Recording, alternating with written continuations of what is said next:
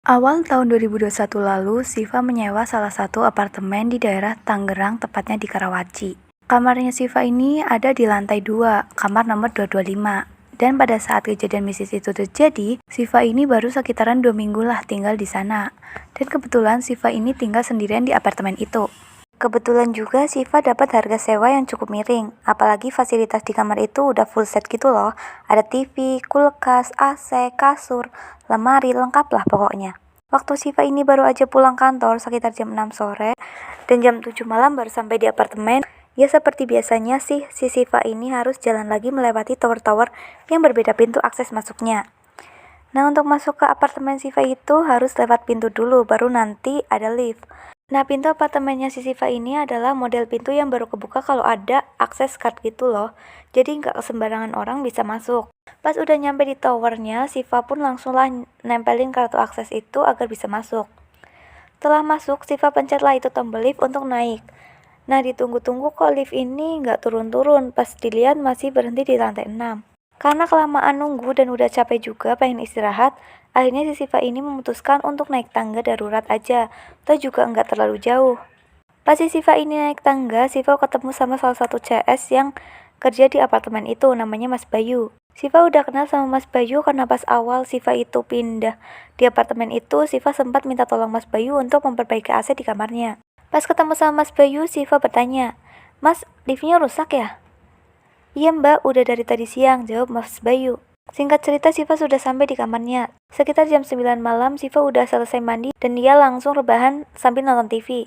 Sampai akhirnya Siva tertidur dengan keadaan TV masih menyala. Nah, sekitar jam setengah 2 malam, Siva ini kebangun karena lapar.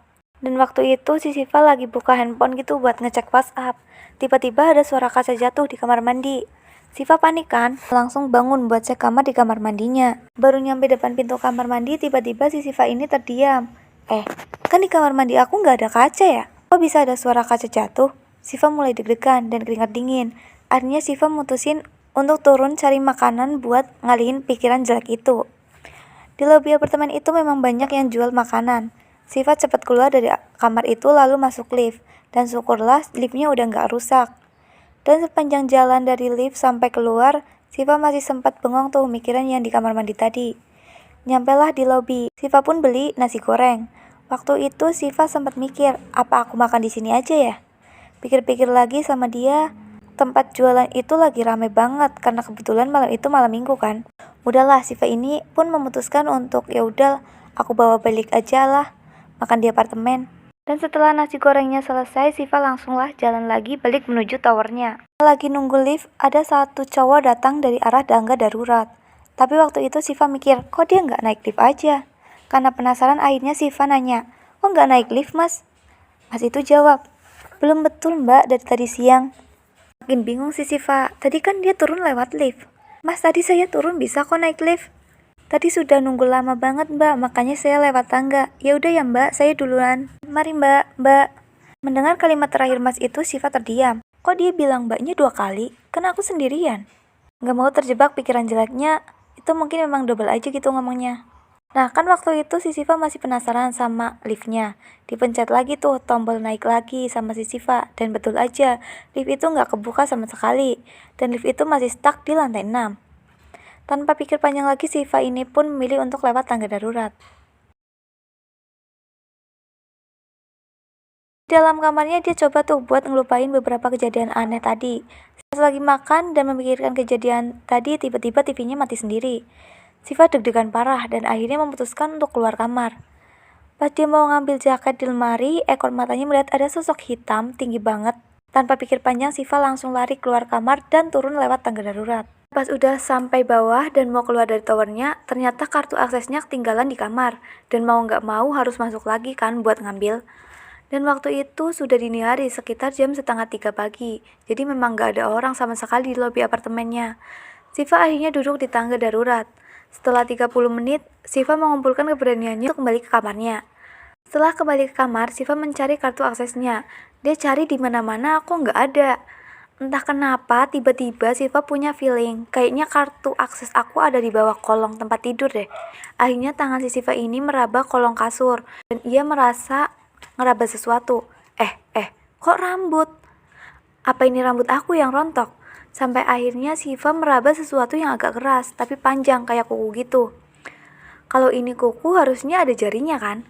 Diraba-raba terus sama dia diikutin. Makin diikutin tapi kok nggak nemu jarinya. Jadi kayak panjang banget gitu loh. Waktu dia lagi mencari-cari gitu, tiba-tiba yang diinginkan pun teraba, yaitu kartu aksesnya. Nah pas ditarik, diambil kartunya kok susah kayak nyangkut gitu. Udah kesel kan, dengan penuh keberanian Siva ini cobalah buat lihat itu ke bawah kolong kasur. Pas lihat ke kolong kasur, dia melihat sosok cewek sedang merangkak dan menggigit kartu aksesnya. Rambutnya panjang, kuku cewek itu panjang banget kayak nggak ada jarinya. Seketika Siva menjerit dan pingsan. Singkat cerita, entah berapa lama Siva ini pingsan, akhirnya ia kebangun karena mencium bau minyak kayu putih. Waktu kebangun Siva kaget karena di sampingnya udah ada Mas Bayu sama mas-mas yang ketemu di tangga, sama mbak-mbak tetangga kamar Siva. Nah si mas-mas ini langsung bilang, "Mbak, tadi kebetulan saya lagi jalan mau ke kamar saya, dan saya ngelewatin kamar Mbak. Tapi tiba-tiba saya dengar Mbak teriak, langsung saya samperin Mbak, dan ternyata pintunya nggak tertutup.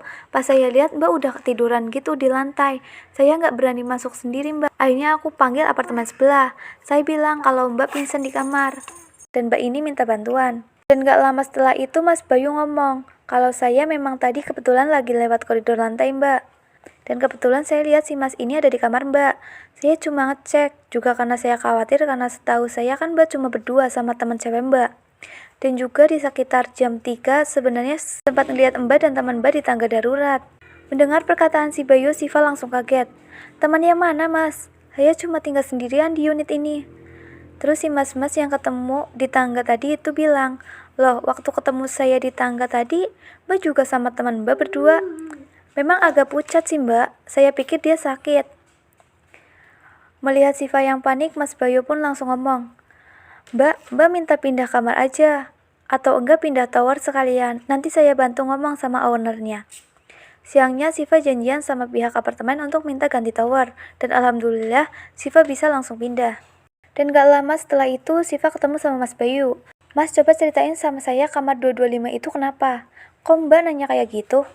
Nih Mas, biar Mas tahu, Siva ceritain semua kejadian-kejadian aneh, mulai dari kaca jatuh, semuanya diceritain, khususnya tentang si wanita yang ada di bawah kolong tempat tidurnya. Setelah Siva selesai cerita, Mas Bayu ngomong, "Gini Mbak, saya kerja di sini udah lebih dari 10 tahun, dan kamar yang terisi di lantai 2 tower Mbak itu kayak bisa dihitung jari Mbak, jadi memang cuma sedikit, khususnya kamar Mbak.